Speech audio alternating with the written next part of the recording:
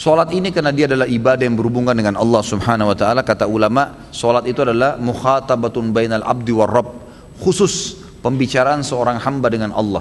Itu solatnya. Karena ada sebuah hadis Nabi SAW yang berbunyi, kalau seorang hamba mengatakan Alhamdulillah, segala puji bagi Allah, Allah langsung menjawab Hamadani abdi, hambaku memujiku. Ya, kalau kita mengatakan Ar-Rahmanir Rahim, Allah mengatakan Athna alayya abdi, hambaku mengagung-agungkan aku. Malik Yaumiddin, raja yang pemilik hari kiamat, maka Allah SWT mengatakan hambaku majadani abdi, dia memposisikan aku pada posisi yang sebenarnya. Iyyaka na'budu wa iyyaka nasta'in, hanya kepadamu kami menyembah, kepadamu kami minta tolong. Kata Allah, hadza li wa li abdi, ini milikku, maksudnya iyyaka na'budu ini milik Allah, penyembahan. Wa iyyaka nasta'in, kepadamu kami minta tolong, ini milik hambaku, dia boleh minta tolong dengan aku. Ihdinas siratal mustaqim sampai akhir, siratal ladzina an'amta alaihim ghairil maghdubi alaihim waladdallin, tunjukkanlah kami jalan orang-orang yang lurus, para nabi-nabi, syuhada, siddiq, dan juga orang-orang yang saleh, yang mereka ini adalah penghuni surga Firdaus A'la, ya, surga yang tertinggi. Maka kata kita mengatakan, ya Allah, tunjukkanlah kami jalan orang-orang yang lurus, jalan-jalan orang yang telah Engkau berikan nikmat kepada mereka, dan bukan orang yang telah Engkau murkahi, orang-orang Yahudi dan juga orang-orang yang sesat, orang Nasrani. Kata Ibnu Abbas, maghdubi alaihim waladdallin adalah orang-orang Yahudi dan Nasrani. Maghdub, orang-orang Yahudi yang dimurkahi karena mereka tahu kebenaran, mereka tidak mau ikutin. Waladdallin, dol adalah sesat, orang-orang Nasrani karena mereka mau berdakwah tapi mereka salah, mengatakan Allah punya anak, ya, seperti itulah. Nah, di sini kalau kita baca Al-Fatihah, kita langsung berinteraksi dengan Allah Subhanahu wa taala, berinteraksi dengan Allah Subhanahu wa taala.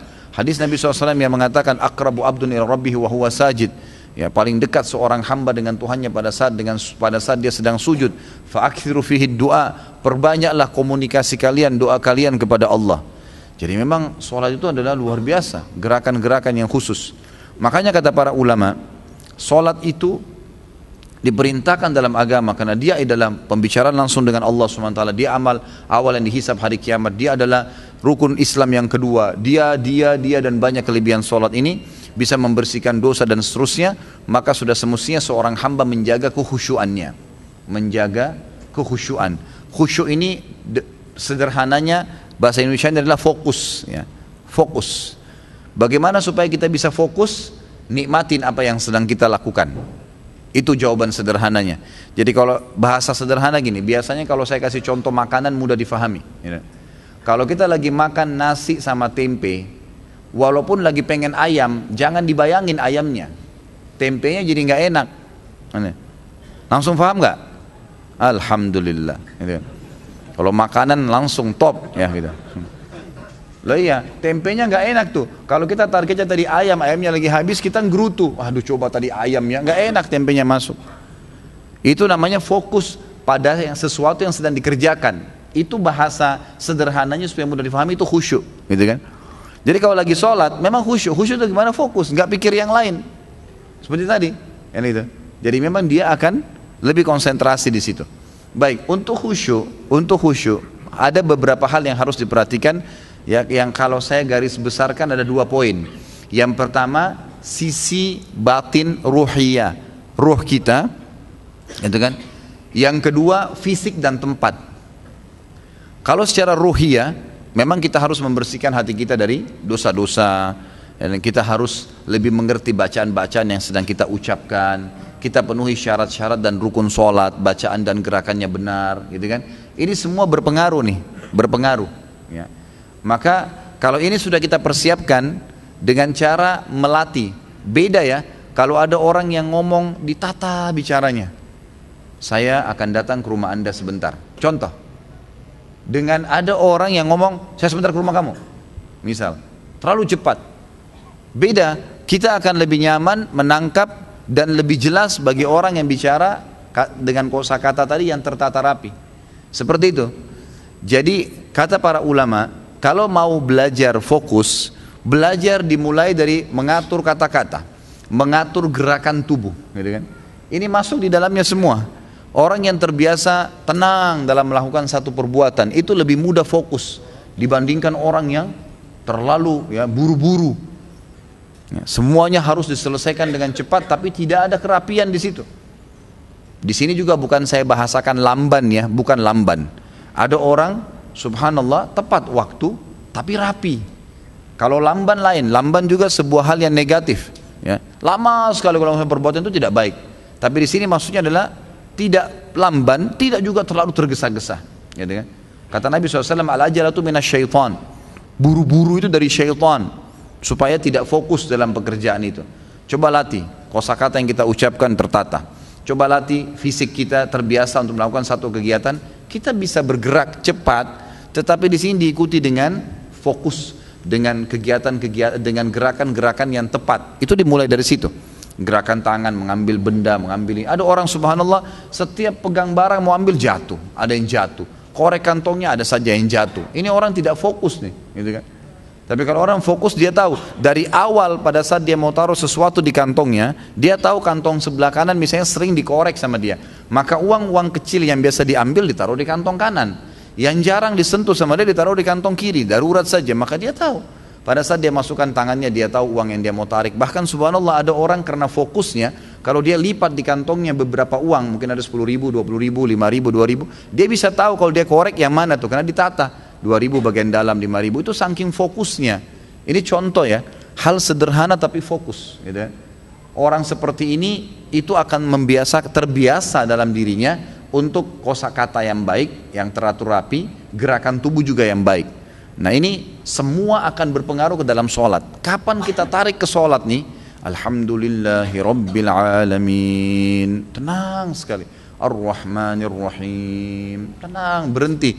Bahkan Nabi SAW dikatakan sunnah beliau setiap kali titik dalam ayat Al-Quran pasti berhenti. Alhamdulillahirabbil alamin. Berhenti. Beliau nafas dulu baru masuk lagi Ar-Rahmanir-Rahim. Terus kita juga nyaman tuh kalau sholat di belakang imam yang tenang gitu kalau baca. Daripada imam Masya Allah kayak kumur-kumur gitu kan. Sudah baca Inna A'taina dan luar biasa speednya 120 gitu. Gak bisa difaham apa yang dia lakukan gitu. Saya sampai pernah keluar dari sebuah masjid karena cepatnya luar biasa gitu. Bacanya cepat sekali, kita tidak sempat dengar apa yang dia baca, ruku sujudnya cepat sekali. Maka ini sudah mengganggu. Saya pindah masjid lain gitu. Ini gak bisa, gimana caranya mau sholat begini? Gak mungkin gitu. Seseorang kalau lagi dipanggil sama atasannya, anggaplah kalau kita sekarang mungkin upacara, ada orang upacara, pasti diatur tuh cara jalannya, ya, cara ngomongnya. Kenapa? Berhadapan dengan pimpinan. Misal contoh, Abu Hanifah mengatakan rahimahullah, orang yang faham tentang kehusyuan salat adalah orang yang seperti sedang diutus bersama dengan beberapa temannya menghadap seorang raja. Maka akan ada orang dari 4-5 orang yang diutus ini menjadi pembicara dan yang lainnya akan tenang mendengarkan. Lalu dia pun pembicara ini adalah orang yang paling pintar berbicara, yang paling santun pada saat menatapkan matanya, mengucapkan kata-katanya, menggerakkan tangannya, semua bahasa tubuhnya ini baik gitu. Maka pastinya si raja akan menerimanya, kata beliau. Dan begitulah dalam sholat, begitulah di dalam sholat. Nah, jadi memang kita harus di situ, secara fisik. Kemudian gerakan-gerakan sholat bacaannya dibahasakan dengan tenang. Ruku Allahu Akbar, tenang. Subhana Rabbiyal Azim, 1. Subhana Rabbiyal Azim, 2. Tenang, tidak usah buru-buru, nggak ada yang mau dikejar, gitu kan? Fokus coba, maka itu akan lebih baik. Ini secara fisiknya. Ya, jazakallah khair. Jadi ini satu poin untuk khusyuk itu. Selain terbiasa menata diri dan kosakata yang baik, teratur, tidak tergesa-gesa, tidak juga terlalu lamban, juga kita ya menguasai bacaan dan gerakan sholat yang benar. Yang kedua adalah tempat dan kondisi fisik juga. Dalam arti kata gini, sholat itu akan sangat terpengaruh membantu kehusyuan kalau karpetnya bersih, bajunya bersih, suasana ruangannya enak, itu membantu. Jadi coba bedain antara orang bangun sholat malam yang dia sebelum tidur sejadahnya sudah dibubuhi minyak wangi, udah disiapin pakaian yang mau dipakai, kalau perlu sudah disetrika rapi, khusus ini mau ketemu dengan Allah nanti malam. Misal kalau mau ketemu wali kota bajunya rapi, diundang jam 6 pagi mungkin semalaman suntuk nggak tidur. Kalau sama Allah luar biasa, pakai baju kos yang robek-robek gitu kan. Kemudian kotor, bau badannya nggak enak, keringatan, nggak mandi, nggak apa, beda. Nah, kita kalau mau ketemu wali kota, mau ketemu pejabat, pasti mandi dulu, pakai roll on, pakai baju yang bersih, luar biasa, pakai sepatu di smear, jalannya diatur. Nanti sebentar saya mau ngomong apa nih, ngomongannya diatur. Ini sama manusia seperti Anda, sama. Kalau dia nggak mandi, ketiaknya juga bau. Kita mau ketemu dengan Allah Azza wa Jalla, pencipta langit dan bumi, nggak faham, ini harus difahamin nih, harus, nggak bisa nggak. Beda antara orang yang hanya bangun, ya sudah bangunlah pakai baju kaosnya dia, pakai celananya dia yang biasa sudah lama 10 tahun dipakai, kemudian dia wudhu langsung sholat aja, Allah Akbar, buru-buru selesai. Dengan orang yang sudah dari malam ditata rapi, sudah dibersihkan, dipakai minyak wangi, memang dijadwalin tidur lebih cepat, itu lain. Pada saat sholat dinikmatin gerakan-gerakan dan bacaan sholat itu penting sekali, itu penting sekali.